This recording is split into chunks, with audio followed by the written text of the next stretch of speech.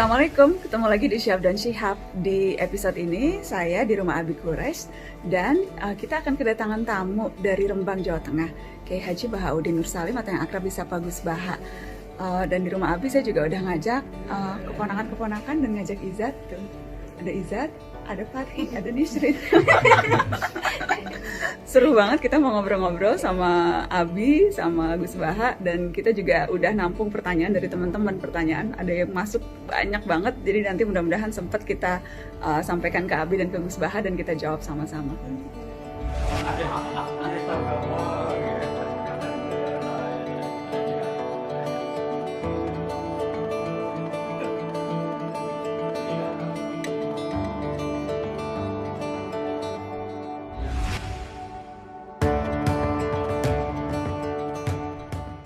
Assalamualaikum warahmatullahi wabarakatuh, teman-teman. Senang sekali, alhamdulillah Syihab dan Syihab bisa kembali. Dan kali ini Syihab dan Syihab di rumah Abi Quraisy kedatangan tamu dari jauh, dari Rembang. Ada Gus Baha datang silaturahmi ke rumah. Dari dekat di hati, jauh tempatnya. Oh iya, selalu dekat di hati. Assalamualaikum, apa kabar Gus? Assalamualaikum warahmatullahi wabarakatuh. Sehat-sehat? Ya, alhamdulillah. Alhamdulillah, senang ya Abi kita kedatangan Gus Baha. Senang sekali. Abi terakhir ketemu Gus Baha waktu itu di acara Di acara di Habib Ali, ya, di PG Baitul Quran. Baitul Quran. Baitul Quran. Sebelumnya sempat juga silaturahmi Gus Baha. Teman-teman mungkin ingat waktu itu kita menjelang malam takbiran ya Gus? Iya, di narasi ya. Di narasi, tapi waktu itu karena jarak jauh sempat ada kendala teknis jadi nggak begitu jelas. Dan itu yang protes netizen se-Indonesia Gus. Tapi enggak protes saya tuh. Protesnya ke saya. Alhamdulillah. Kenapa ini Gus Baha itu soalnya waktunya katanya susah. Nah, terus waktu itu Nana ingat sempat bilang insya Allah kalau ada waktu mau silaturahmi langsung sama Gus Baha supaya kemudian teman-teman juga bisa dengar perbincangan dan alhamdulillah kesampaian hari ini. Alhamdulillah. So, makasih banyak ya Gus. Iya. Mau mengenalkan tadi sih saya udah kenalin tapi mungkin teman-teman juga kenal. Jadi yang sebelumnya saya ajak cucu-cucunya Abi yang kecil-kecil, yang sekarang Syihab dan Syihab saya mengajak cucu-cucunya Abi yang lebih senior-senior. Itu Izzat anaknya Mami Nana. Banyak yang suka nggak tahu gitu kalau ini Izzat anak saya. Kemudian terus ada Fathi dan ada Nisrin, ini keponakan, dan yang ini ada Nihla, cucu-cucunya Habib Quraisy. Terima kasih ya udah nemenin Mami Nana. Ini terpaksa apa enggak kan? Enggak dong, seneng dong bisa ketemu sama Gus Baha, bisa ngobrol-ngobrol sama Gus Baha dan sama Abi. Banyak banget yang udah nitip pertanyaan untuk ditanya ke Abi dan ke Gus Baha. Tapi sebelum kita jawab pertanyaan dari netizen, mungkin mau kenal Gus Baha lebih jauh dan lebih dekat Gus. Walaupun sudah terkenal tapi banyak yang juga masih penasaran gitu. Gus Baha kemana-mana sarungan, gaya nyantri gitu. Tapi di YouTube-nya selalu yang nonton ratusan ribu sampai jutaan gitu. Pokoknya bintang YouTube, kalau ustadznya YouTube tuh Gus Baha. Rame gitu. Gimana sih Gus Baha melihat dakwah sekarang gitu lewat cara YouTube, lewat cara-cara seperti sekarang nih Syihab dan Syihab ini kan cara dakwah yang berbeda yang kita maksudkan supaya lebih dekat, lebih nyampe ke masyarakat Gus. Ini saya menjawab tapi tidak harus jadi model ya, karena tradisi kita apalagi Pak Quraisy aslinya ada kaidah ya, laisa li alimin ayyuqal tidak aliman akhir. Jadi antar orang alim itu tidak perlu saling ikut. Ini saya cerita sedikit. Sebenarnya mulai kecil karena bapak saya, mbah-mbah saya itu terkenal wali. Jadi cita-cita saya itu ingin jadi wali. Artinya wali itu orang yang dekat Allah. Nah, di antara kedekatan mereka kepada Allah, di antaranya adalah cara melihat Allah itu begitu jelas. Misalnya ketika Nabi Ibrahim disuruh Allah supaya menyampaikan kewajiban haji, wa'adzin finnasi bil haji ya'tuka rijalan itu. Saya bisa apa? Suara saya terbatas ya Allah. Terus kata Allah, sudah sampaikan saja, nanti saya yang menyampaikan, kata Allah. Orang seluruh dunia dengar yang ditakdir haji bisa haji. Artinya ketika saya melihat kenabian itu harus dimaklumatkan. Dan dalam hadis qudsi Allah ngendikan kuntu kanzan makhfiyan fa'aradtu an u'rafa fa khalaqtul khalqa liya'rifuni. Jadi kata Allah, saya ini sebenarnya tidak butuh makhluk, cuma harus orang kenal saya. Saya menciptakan, masa mereka tidak kenal saya. Maka saya menciptakan makhluk untuk kenal saya. Jadi komitmen hati saya itu hanya ingin mengenalkan ajaran Allah ini indah, ajaran Allah ini solusi. Saya tidak pernah kepikiran kalau itu jadi viral atau jadi terkenal. Sampai sekarang pun saya tidak tahu kalau itu terkenal. Saya tidak punya WA juga nggak mau dengar. Nggak punya WA Gus? Nggak punya sampai sekarang, nggak punya, hanya lewat adik itu.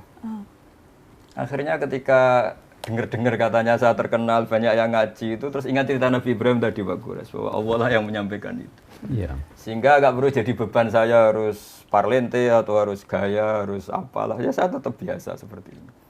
Karena ini pakaian yang saya kenal, saya merasa nyaman. Syukur-syukur ini mewakili bilisani kaumi karena saya orang Indonesia. Bisa lagi gitu. Jadi sudah lengkap. Tapi yang jelas itulah kira-kira. Jadi keinginan saya menerangkan hukumnya Allah itu enggak saya ingin dikenal, tapi supaya hukum Allah itu dikenali, difahami. Contoh yang paling mudah banyaklah dosen-dosen Jogja ngaji saya itu termasuk UGM. Kemarin UGM juga ngaji saya sebelum narasi ya. Itu saya mungkin barokahnya baca banyak ya. Mungkin Pak Kures lebih tahu, saya baca banyak. Saya menghidupkan ilmu-ilmu Al-Quran yang mungkin orang lain sudah nganggap itu enggak penting.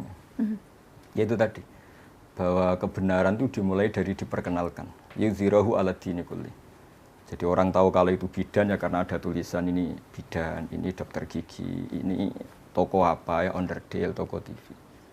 Kenapa kita tidak memperkenalkan Allah? Padahal Allah ini zat paling penting. Makanya banyak ulama mengartikan illa liya'budun illa liya'rifuni. Sebab mereka kenal kami, kenal Allah. Sehingga saya nyaman saja ketika terkenal apa tidak terkenal, ketika saya sudah memaklumatkan ilmunya Allah, sudah menghilangkan dosa kitmanul ilmi, ya sudah saya nyaman. Sehingga saya dengan tanda kutip nggak mau lagi dengar apa orang nerima apa enggak, cocok apa enggak, karena terus jadi lucu saja kalau di dunia wali kedikte makhluk. Karena tadi cita-cita saya ingin jadi wali, entah sudah kesampaian tanda. Jadi terbiasa nggak boleh didikte makhluk. Kalau Allah merintahkan nerangkan, ya nerangkan saja, nggak usah tersiksa reaksi publik kayak apa. Tapi keinginan itu berarti dari kecil? Karena memang karena tradisinya seperti itu. Tradisinya kan kalau ngaji, mungkin Pak Kures lebih tahu, kitmanul ilmi itu dosa, menyembunyikan ilmu itu dosa. Kalau ada ilmu harus diajarkan. Sehingga ketika saya mondok di Sarang sudah banyak satu kelas saya yang kalau ketemu saya itu cium tangan, tak tanya kenapa. Ya karena saya ngaji jenengan. Karena perasaannya santri gitu kalau selalu. Perasaannya gitu. Tapi sebetulnya berangkatnya dari kewajiban itu. Ketika Kiai Hamid Pasuruan terkenal lali, Pak Kures tahu banyak Kiai Hamid Pasuruan. Itu kan sepupu sama mbah saya. Itu ketika beliau terkenal, banyak yang sowan, banyak yang menghormati. Beliau itu menangis. Ketika ditanya sama Bapak, kenapa engkau menangis? Saya ini soleh itu untuk diri saya sendiri. Saya sering jamaah, sering melakukan kebaikan untuk diri saya sendiri. Tapi kenapa mereka menghormati saya? Jangan-jangan ini mendikte saya untuk sudah dari ingat Allah betul, sekarang harus ingat makhluk itu. Tapi kembali lagi mereka umatnya Rasulullah SAW yang harus dibina, yang harus didekatin. Sehingga mereka ya nyaman lagi atas perintah Allah itu. Ya kira-kira gitulah, setidaknya pas saya baik, pas Bikol bin Salim itu cara berpikir saya seperti itu. Tapi ya saya manusia mungkin kadang-kadang kebawa euforia atau tertekan atau nervous. Tapi itu bawaan manusia. Kalau secara ilmu saya seperti itu, nggak lebih, nggak kurang. Ya saya kira demikian. Ya, ada dua tadi ingin komentari ini. Yang pertama, jangan beranggapan bahwa wali, kita biasa dengar ya wali, itu syaratnya harus ada kekeramatannya. Kekeramatan itu artinya ilmu. Ya kan, waktu Adam diciptakan itu diberi ilmu, malaikat sujud karena dia punya ilmu. Karena itu kata Imam Ghazali, illam yakunil alim wal wali falastu adri manil wali. Kalau bukan orang alim itu yang dinamai wali, saya tidak tahu lagi siapa wali. Nah, sekarang banyak orang tuh hubung-hubungkan ada keramatnya ini. Itu ada, tapi bukan itu syaratnya. Syaratnya itu ilmu, diamalkan, dan tadi yang kedua, wa ma 'alaika illal balagh. Tugasmu hanya menyampaikan. Nah, penyampaian yang menjadikan orang simpati, yang menjadikan orang hormat, yang menggambarkan sifat-sifat Tuhan, sifat al-jamal, sifat keindahannya, sifat kebaikannya.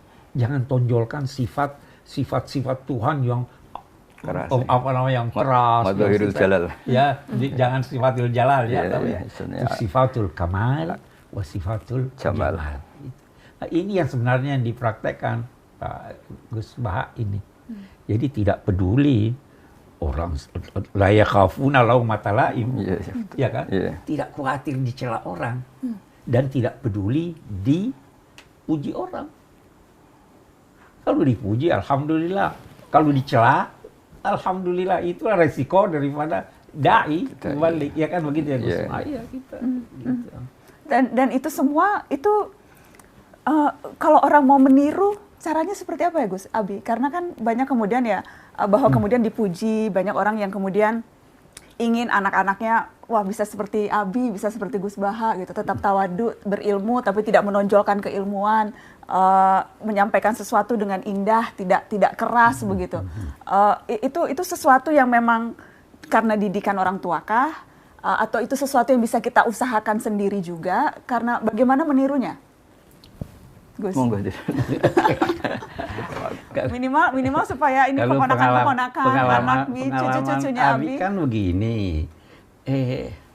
Itu pertama dari rumah dididik. Di pesantren kita dididik begitu. Pesantren mendidik? Ya, pesantren. Abi selalu bilang begini, saya selalu bilang Gus Bahar, saya belasan tahun di Kairo. Saya hanya sekitar 2 tahun di pesantren.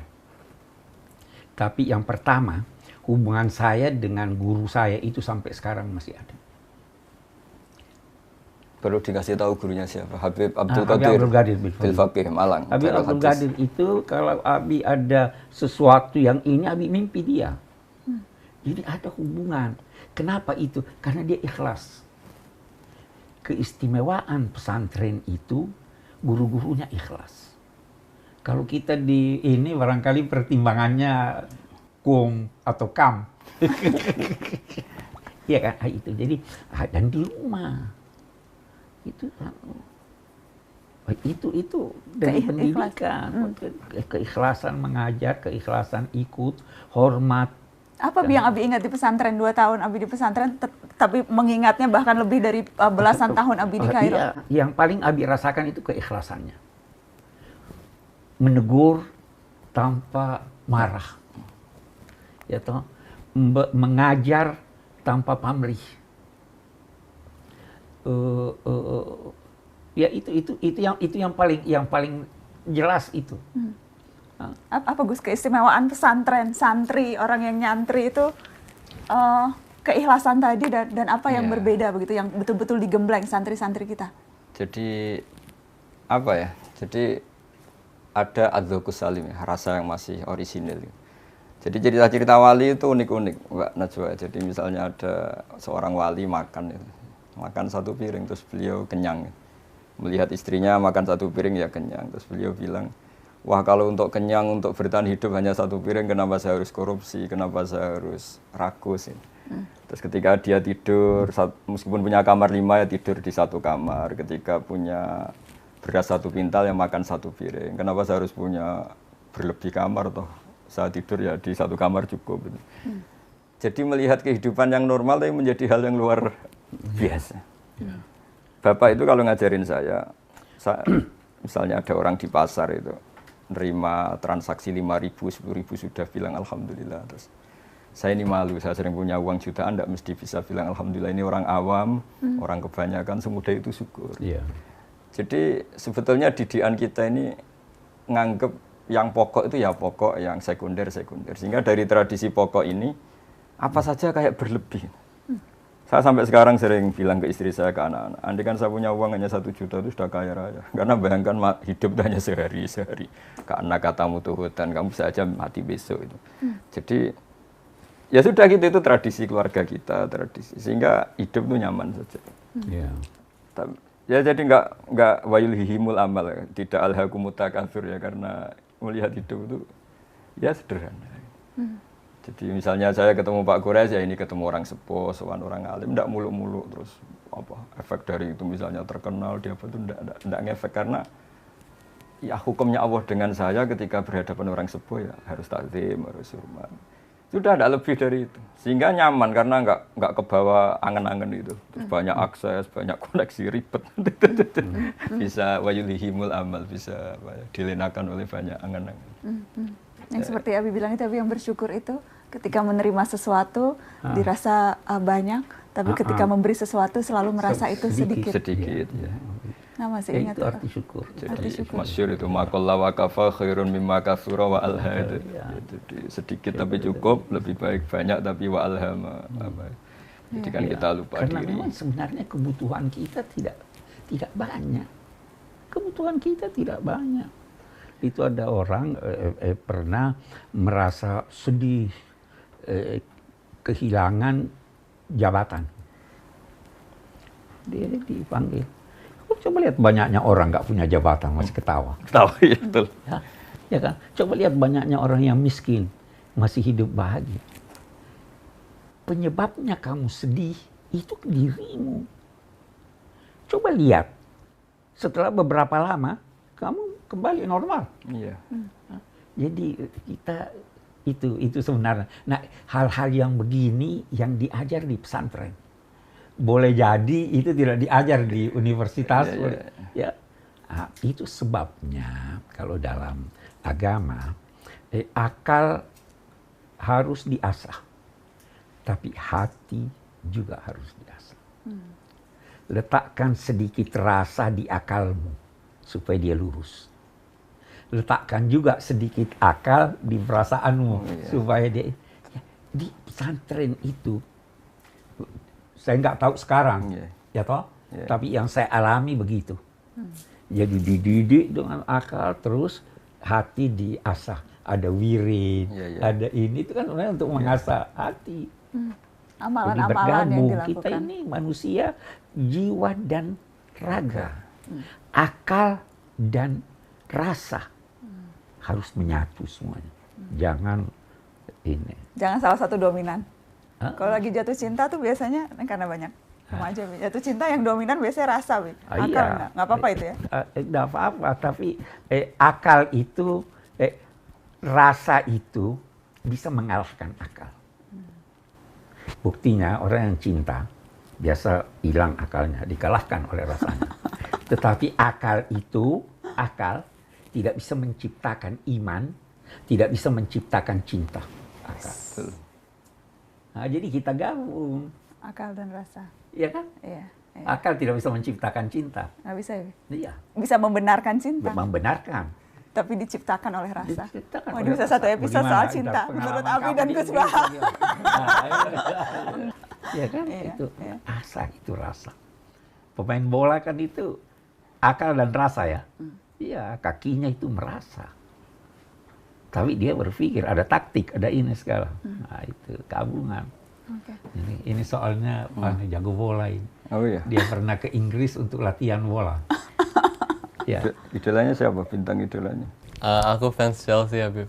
Oh, Chelsea. Tapi kata tetangga-tetangga saya itu hebat itu Indonesia, nggak pernah dikalahkan Brazil. Jadi tim-tim besar pernah semua dikalahkan Brazil. Kalau Indonesia enggak pernah. Karena nggak pernah main Brazil. Gus Baha ngikut bola? Ya seneng dengerin orang yang seneng aja. Kalau saya sedang nonton. Tapi Gus Baha hobinya apa jadi? Hobi seneng yang jelas. Senang. Apa Jadi yang bapak saya itu dulu ngajarin seneng itu sederhana. Kalau ada orang awam tadi ceria di warung, padahal mereka banyak masalah. Kadang sampai saking penghormatannya bapak pada orang seneng tuh kalau manggil santri, sandang guyon atau apa, nggak jadi. Kata beliau, orang-orang miskin seneng itu mewah, nggak usah diganggu. Kalau ada kiainya kan sungkan. Sampai sekarang saya keterusan, kalau santri sedang guyon gitu, saya mau lewat nggak jadi. Takut kalau ada kiainya langsung dimu. Jadi sengaja ya? Ya karena nggak mau merusak kebahagiaan. Tapi ngeliat Gus Baha pasti seneng lah. Masa ngeliat Gus Baha terus nggak jadi ketawa? Nggak kan sungkan itu. Sungkan ya? Iya, ada orang yang sungkan begitu. Makanya guyonan paling saya kenang di pondok itu, di pondoknya Mbah Maimun itu. Gus kalau soleh jangan soleh-soleh banget. Kenapa? Nanti saya surga dengan Mbah Mun. Nggak enak sungkan. Kita nanti tetap bertemanan aja, sekelas kita aja, ngopi-ngopi bareng gitu. Surganya yang level lebih bawah Ya, dikit lebih lah. bawah. Nanti kalau kangen Mbah Mun soan, tapi jangan setingkat kata. Jadi itu pesantren. Jadi guyon yang ringan, ilmiah tapi bikin ceria. Jadi itu kan kayak zaman sahabat ada Nuaiman, di khazanah kita ada Abu Nawas ya, atau Abu Nawas. Itu ceria. Jadi ringan tapi mendidik. Jadi di antara kenangan saya di pesantren itu kalau antri di kamar kecil itu, Yang paling dihormati di pondok itu kan 2 Gus sama Kiai. Tapi Gus itu anaknya Kiai. Sehingga kalau antri itu ditanya, dok, nggak usah ditunggu, saya Gus. Maksudnya supaya nggak didok karena antri. Terus kata yang dok, samalah Kiai. Untuk menteror itu. Jadi apa ya, suftoh kalau dalam bahasa habaib atau muzah itu ceria sekali. Nah ceria itu di kitab Ihya diterangkan Qutbuddin, al-istilzat bil mubahat itu Qutbuddin. Nanti pada akhirnya menikmati hal yang dibolehkan Allah itu punjeri agama, itu pokok beragama. Iya. Karena kita ini sudah capek. Jadi kalau saya misalnya, sampai sekarang saya tiap pagi masih sering jalan-jalan sama putri saya yang SD kelas 1. Terus, karena saya bilang ke istri saya, kayak apa celakanya kita kalau bahagia nunggu nyuwun sewu maksiat dulu, harus melakukan hal yang buruk. Allah menyediakan sekian kesenangan dari hal-hal yang dibolehkan, misalnya mencintai anak, cucu, mencintai teman. Dan itu guru-guru kita ngajari itu, sehingga rata-rata kiai itu suka guyon, suka santai, supaya mencukupkan diri, tidak perlu senang dengan hal-hal yang dilarang oleh Allah. Dan itu karena itu di kalangan orang-orang tasawuf, orang-orang fikih yang paham, menyanyi itu anjuran. Iya. Ya karena itu menyenangkan kan. Ya itu Habib Soleh Tanggul itu, karena lagunya menggugah hati, kalimat-kalimatnya mencerahkan.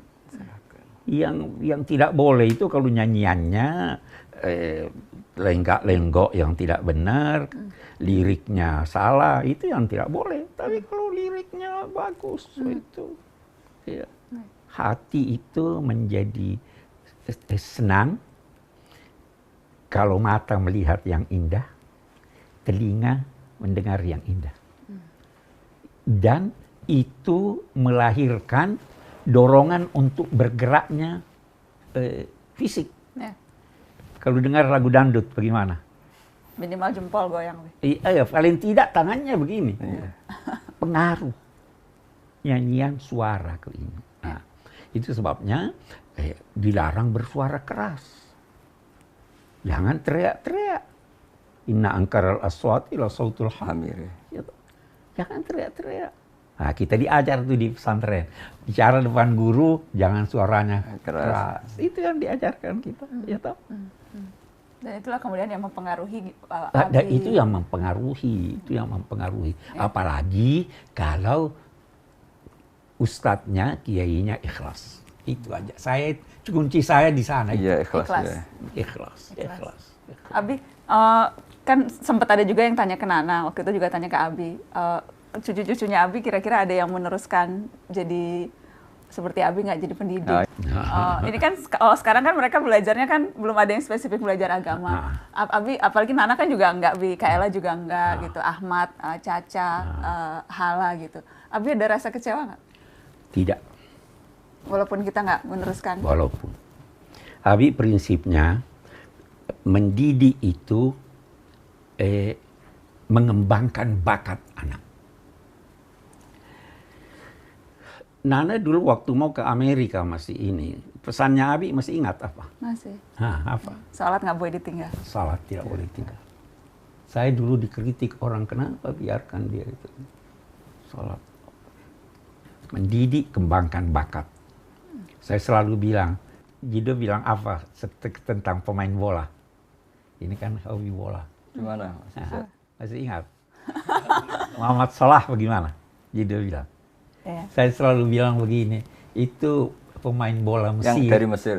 Dari Mesir, Muhammad Salah itu punya pengaruh luar biasa, bisa melebihi beberapa doktor, ilmuwan, bahkan kiai. Kayak Zainuddin dulu, Zidane. Iya. Yazid Zainuddin. Iya toh, jadi pandai dalam bidang apa saja. Tapi jangan lupa agama, yang paling penting jangan lupa sholat. Sholat itu kunci. Ya toh, iya, itu yang kita di ini. Apalagi kalau baca wirid. Masih baca wirid? Selalu dipesanin Umi. Relatif. Ada. Terus bolehkah mensalawati seseorang supaya bisa berjodoh? Kalau kita sudah berusaha mencari calon istri tapi belum berhasil, dapat putus, apakah tandanya kita harus pasrah, Gus? Harusnya mulai usaha juga sudah sambil pasrah.